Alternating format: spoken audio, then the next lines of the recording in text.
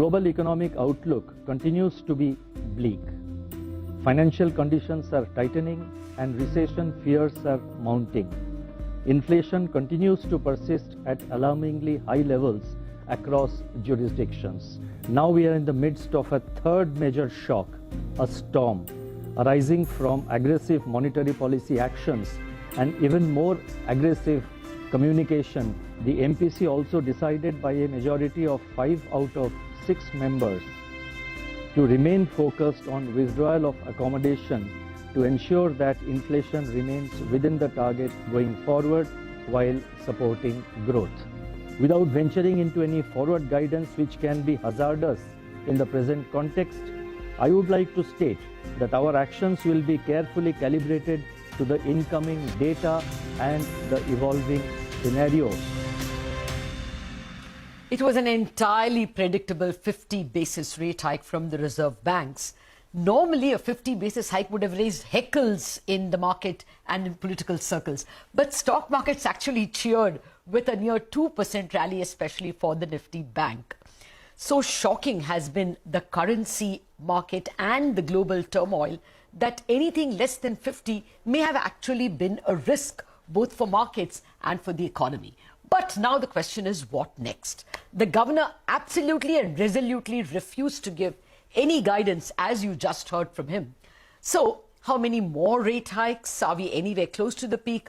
Also, are the GDP forecasts of 7% slightly lowered and the CPI forecast of 6.7% for the full year, 5.8 by end of the year, all of them, are they realistic? More importantly, what is the impact on the real economy? For all these questions, I have an elite panel with me. I have with me no less the chairman of the State Bank of India, Mr. Dinesh Khara. Also with me, Mr. B. Prasanna, Head of Global Markets Group at ICICI Bank, Samiran Chakraborty, Chief Economist for India at Citi, and Mridul Sagar, former member of the MPC and a Reserve Bank ED, now an economist with the NCAER.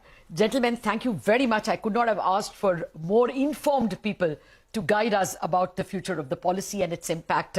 Mr. Khara, straight away to you, and thank you very much for joining all the way from London.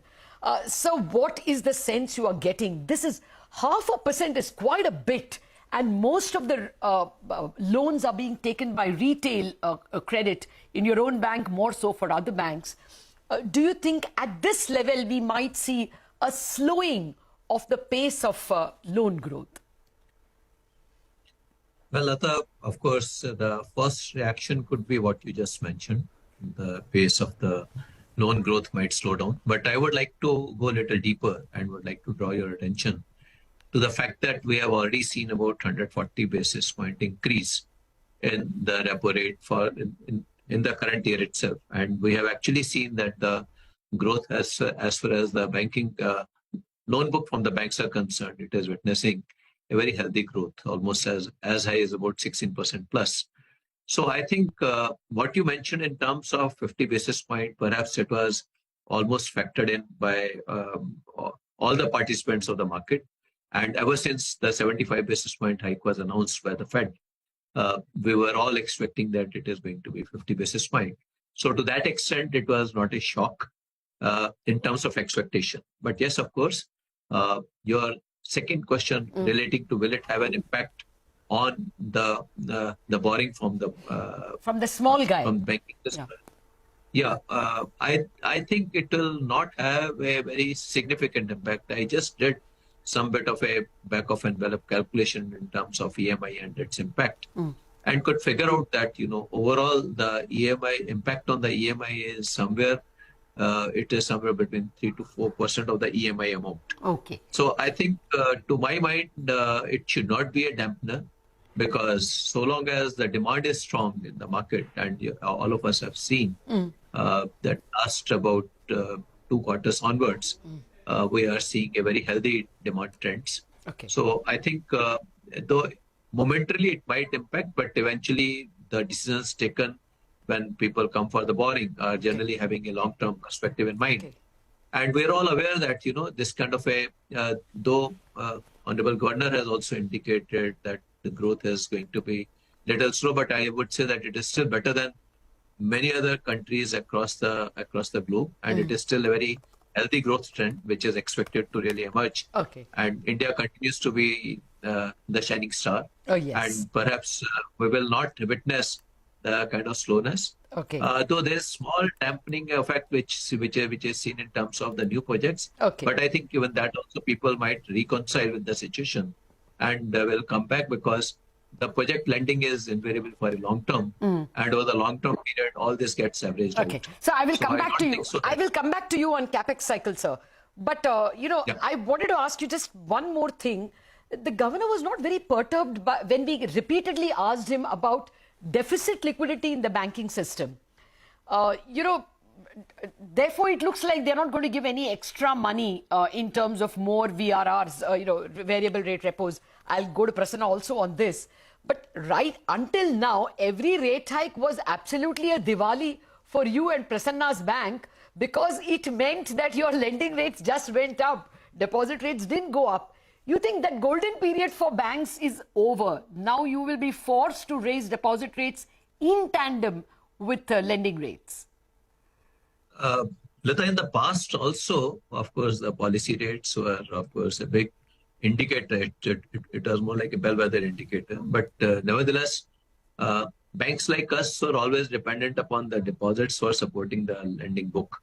So I think that will continue to be the trajectory, and much of it will depend upon our own ALM positions. And each of the bank will probably revisit the ALM positions and will decide in terms of increase in deposit rate, etc.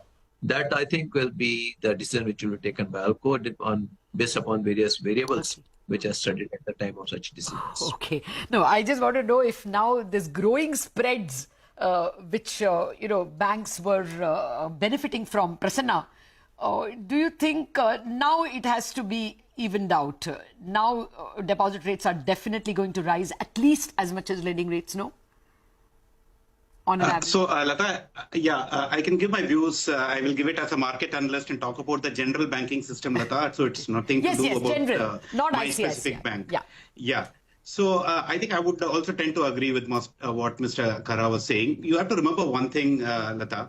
I think what has happened so far is that the increase in repo has translated to a large extent to the increase in the wholesale deposit rates, commercial the CD issuances by banks, and so on and so forth. But what has not really impacted so far is the retail deposit rates, like you rightly pointed out. But also bear in mind that the retail deposit rates for the banking system overall would be only around, say, 40% of the overall cost of funding profile of the banking system. So even if, for example, a 100 basis point increase were to happen in the retail deposit rates, even if, then since the deposit mix is to talk about, the increase in rates is going to be to the extent of 40-45 basis points on the overall cost of funds. Because bear in mind that the CASA rates don't change broadly, and also bear in mind that the wholesale deposit rates and the CDs have actually changed already. So to some extent, it's the catching up of the retail deposit rates with the change in the rest of the interbank products, so to speak. But it is not really a one-on-one comparison that you can do with the deposit rates and the lending rates because of the funding mix of the various banks. Okay. Fair enough. What you're saying is that there might still be spread advantages, margin advantages for banks like yours. I just wanted to give you both the information that ICICI Bank has risen 64% from pre-COVID levels. SBI stock has risen 71% from pre-COVID levels. So, much of it is, of course, for other reasons in terms of a clean balance sheet. But this increase in spread has clearly helped in the current year. I'll come back to you all in just a minute. The more pressing problem is how many more hikes. Now, on that, Mridul Sagar, your views. Do you think we have to go sizably into real rates from here on, since growth is not that badly off? So where would you place the real rate peak? So, Lata, I would say there's still some catch-up to do for the RBI. So some more rate hikes are possible and should be undertaken. I mean, the terminal rate, as I had put up way back in June, should be round about 6.5 or so.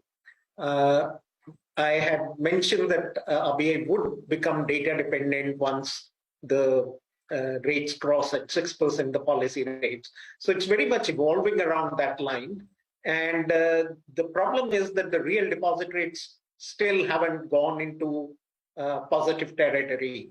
So I think from the banker's point of view, I think it is important that deposit rates have to go up from here. We should get out of the financial repression regime where deposit rates are still negative. And that will bring about the right balance also in the sense that even with some lower NIMs, from the economy point of view, I think it is very important that those rates rise from here. Okay. And this will bring down some imbalances which might creep in on the external sector. Okay, actually, Mridul, the question I really wanted to ask you is, how do central bankers think? I mean, it's possible that the Fed, going by the dot chart, is going to go on raising rates even up until March. That seems to be the peaking off date. Is it possible for an emerging market central bank not to hike rates at all when the Fed is hiking? No, it's not possible. I mean, you do need to give some weight to it. While you have to acknowledge that basically the rate hikes would essentially be determined on domestic factors, you can't be oblivious to the interest rate caps because they also feed into domestic conditions in many ways. So I would say ultimately it will depend on how inflation and growth evolves in India. So I see growth having a downside risk from where the RBI projections exist, but not very significant downside to it.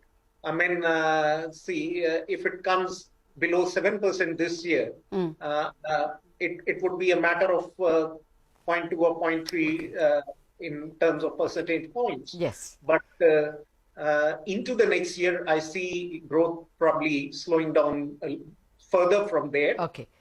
Also because of global factors. Okay, I am going to come back to you for more on growth, but that is significant. Samiran, your reaction, actually I was going to come to you with that as well. Are you confident of Reserve Bank's 5.8% in the fourth quarter? And as well, do you agree that rates have much more to move, 60 basis more, as Mridul Sagar is saying? So, Lata, today we have learned two things from the RBI statement. One thing is that RBI is quite closely watching the global central bank tightening and the negative spillover effect of that in India. And the second thing that RBI has quite clearly mentioned is that the policy is still accommodative and not reached the neutral point by defining that stance in terms of real rates rather than just in terms of nominal rates. Now, both these things will point towards more rate hikes in the horizon. We think 6.5 is quite a possibility. If it is done in two stages, then that will be in December and February. And if our view is correct that Fed is also stopping somewhere around March, then maybe that will coincide with more or less when Fed is also pivoting. But the bigger question actually is that whether the policy rates can stay at that peak rate for a prolonged period, or would we see a more quicker hike and cut cycle this time around? And our sense is that we will not be surprised if second half of 2023 we start seeing a rate easing also happening, because at this moment it appears to us that the growth forecasts of RBI are a bit too optimistic, at least for next year, whereas the inflation forecast for this year is quite realistic.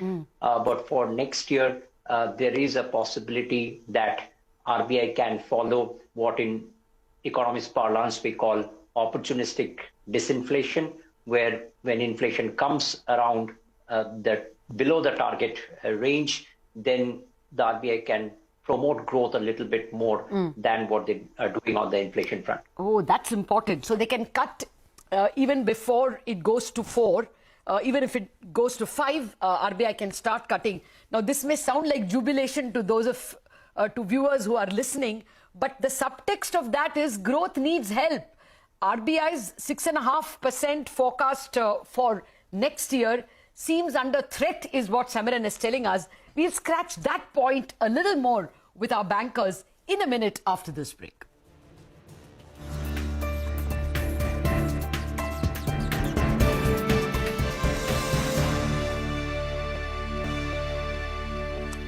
Welcome back to our monetary policy special. I have been speaking with perhaps the most elite of panelists. I have with me SBI Chairman Mr. Khara, Prasanna, the head of global markets at ICICI, Somran Chakraborty, Chief Economist at Citi, and Mridul Sagar, former MPC member and ex-RBI ED. Gentlemen, thank you very much for your patience. Mr. Khara, I know I can't hold your patience for much longer. 2 very quick questions. Would you worry a little bit about the capex cycle? Are you, there are growth clouds more than interest rate clouds. Your thought on that? Well, I think it might have some momentary effect, but nevertheless, when it comes to the investment capex cycle, we have generally seen that once the capacity utilization inches towards 75 to 80%, there is a very clear visibility in terms of the investment expenditure. And if we look at though 140 basis point of the increase in interest rate has already happened in the current year, but we have got a strong pipeline which is still seen. And interestingly, almost about 70% of that pipeline is coming from the private sector. So that very clearly augurs well in terms of the likely scenario in terms of as far as the investment expenditure is concerned. And another quick question. I got your point, sir. Another quick question before I let you go.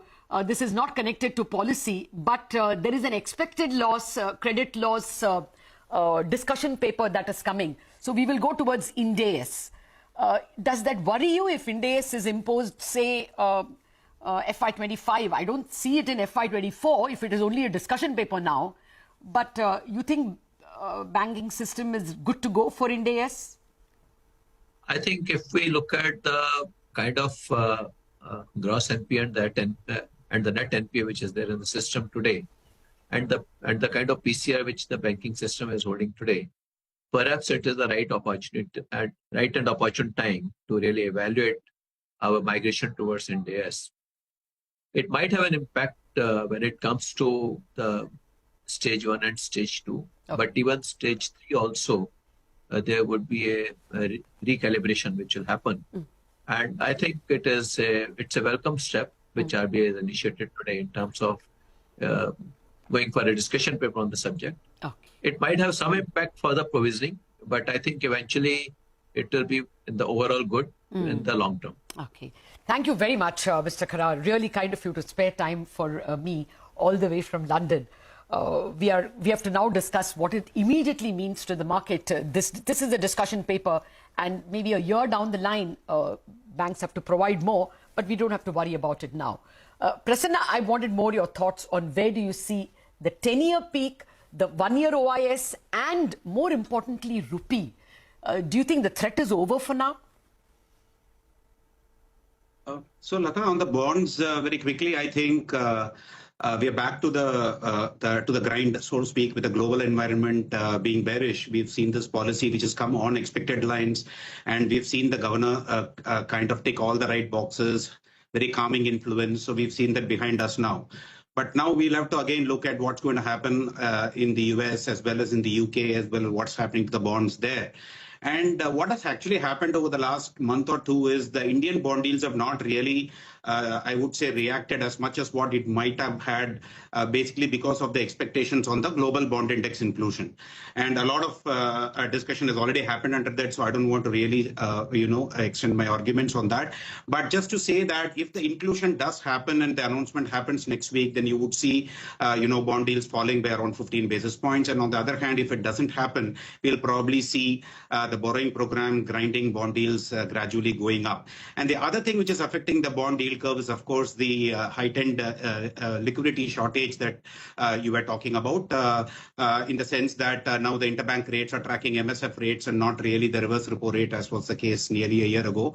And so to that extent, there is a natural grind up in terms of where bond yields are. So, and also to add to that, the fact that the SGL supply is also now coming in, going to hit the market in the second half. So all in all, I think I would call a range of around 735 to 760 if nothing happens on the global bond index. And I'm also capping it at 760 primarily because I do see a lot of insurance-driven, bank, HTM-driven buying, which is happening when really yields go up. On the currency side, Lata, I think again over the last 2 to 3 weeks, especially post-CPI, it's really been dollar strength all the way because the interest rate expectations on the Fed has really got repriced in the global markets. And during that period, we've seen the dollar appreciating against all the, the G7 currencies quite substantially. And INR has also, kind of fallen prey, much less though than what the others are. So having said that, I do think that the period of dollar bullishness is still going to remain globally.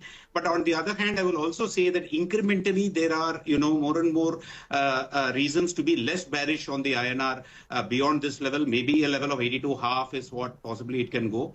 And I'm basing myself on the fact that the dollar strength can actually start to wane as we go forward. Because the arguments of differential interest rates, differential growth and differential safe haven demand, which is what has driven the dollar so far, will probably, kind of get less and less important as we go forward. Well, since we have a city economist with us, that question to you, Sabiran.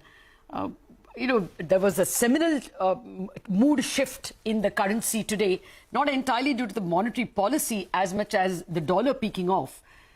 Is 83 on the cards, or is 82 likely to be, for some time? Our global strategists, they believe that there is still some dollar strength left in the system. And that's why we are in the short term thinking of even 83 happening. But this could be a very orderly move in the currency markets rather than being knee-jerk in nature. We, at least at this point of time, feel that the worst of balance of payment situation is behind us. Second half, both the current account deficit as well as the overall BOP should look slightly better, giving RBI a bit more wiggle room to operate with.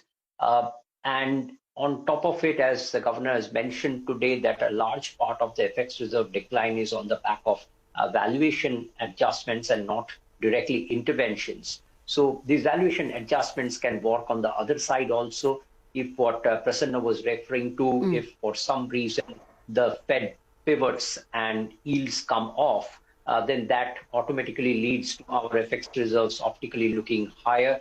And the same can happen if the dollar cycle turns at some point of time over the next 6 months or so. So all in all, I feel less worried on that front on RBI's ability to defend the currency. Okay, that's very welcome if you think you are slightly less worried. Mridul, the most important question to you really is, how will the Reserve Bank look at that 4% target, or rather the MPC? They have to write this letter to Parliament defending their inability to bring interest rates below 6% for 3 quarters. It's going to perhaps remain above 6, as you yourself said, for 1 more quarter. Will they not attempt 4% at all? Is 4 to 6 going to be their target? Yeah. Lata, if you allow me, let me first quickly react to the discussion which was going on before this thing. In my view, the global financial markets are still into choppy waters. I mean, it's too early to sort of say the Fed has peaked. Barry Eichengreen and NCR took the call of 5% terminal rate for the Fed. We still sort of believe that. And there is still, on the currency market, so much is happening. I mean, you look at the yen-dollar volatility. I mean, from the fall, it's back to 145, 144 levels after the Jackson Hole speech of Powell. So dollar strengthening is something we can't really say is over. I mean, we still have to wait and watch how this pans out in terms of it. And I think the EM currencies will still need to bear some sort of onslaught in the coming period. Equity markets correction is also not over, in my view.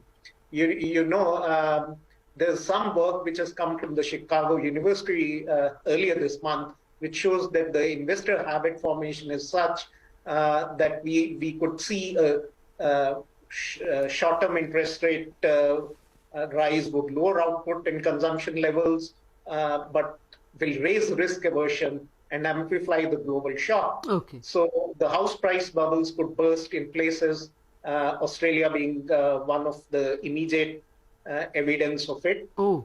So I think we need to be very trained and very nimble and flexible-footed, as the governor had really explained in speech also. So at the moment, 4% may not be the immediate possibility. So I think it's okay. I don't think there needs to be a stigma attached to RBI explaining the letter. These have been very special circumstances in which inflation has gone up. So what one needs to watch out is how credibly the central bank explains why it has gone up, what it will do to bring it down. So these are very critical next forecast. Okay. So it's okay if inflation stays high into the next year, but that only means that the monetary policy needs to remain tight for some time now. Fine. Point taken entirely that in special circumstances, stability is more important, financial stability, than perhaps adhering to the targets that were set in more normal times. It's been a most enlightening discussion. Mr. Khara, Prasanna, Samiran and Mridul Sagar, thank you very much for joining me. We wrap up on this special broadcast on the monetary policy.